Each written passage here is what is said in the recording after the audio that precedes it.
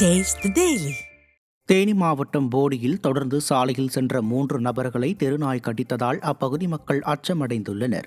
கேரளாவில் இருந்து தோட்ட வேலையை முடித்து இருசக்கர வாகனத்தில் திரும்பிய அதிகாரி மற்றும் அதே பகுதியைச் சேர்ந்த பாண்டி மற்றும் ராமர் ஆகிய மூவரையும் தெருநாய் கடித்ததால் மூவரும் மருத்துவமனையில் அனுமதிக்கப்பட்டனர்.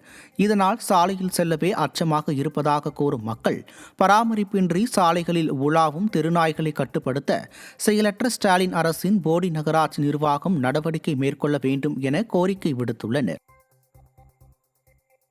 திருப்பூர் மாவட்டம் காங்கேயத்தில் திமுகவுக்கு பதிலாக திமுக என எழுதி அதோடு அமைச்சர் மு.பே. சாமிநாதனையும் வைத்து கேக் வெட்டியிருப்பது வீடியோவாக வெளியாகி பலரும் பலவிதமாக விமர்சிக்கும் நிலை ஏற்பட்டுள்ளது. காங்கேயம் நகர திமுகவினர் திமுக வண்ணத்தோடு வெண்மை நிறத்தையும் பார்டராக கொடுத்து அதில் திமுகவுக்கு பதிலாக திமுக என பெயர் பொறித்து அதில் அமைச்சர் மு.பே. சாமிநாதன் படத்தையும் வைத்து கேக் வெட்டிய வீடியோவை பலரும் பலவிதமாக விமர்சித்து வருகின்றனர். பெயரையும் தவறாக எழுதி அதில் அமைச்சரையும் சேர்த்து கேக்கை துண்டாக வெட்டிய காங்கேயம் நகர திமுகவினரின் செயல் மற்ற திமுக நிர்வாகிகளை முகம் சுளிக்க வைத்துள்ளது.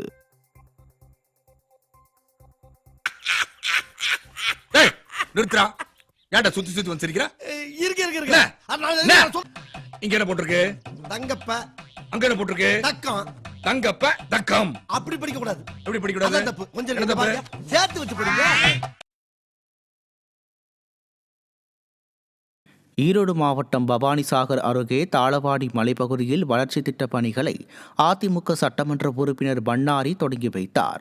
தாளவாடி மலைப்பகுதியில் உள்ள தொட்டபுரம், மரூர், தர்மாபுரம் உள்ளிட்ட பகுதிகளில் சட்டமன்ற தொகுதி மேம்பாட்டு நிதியில் இருந்து 90 லட்சம் ரூபாய் மதிப்பில் காங்கிரீட் தளம், நியாய விலைக் கடை, கழிவுநீர் வடிகால் அமைத்தல் ஆகிய பணிகளுக்கான பூமி பூஜை நடைபெற்று பணிகளை தொடங்கி வைத்தார்.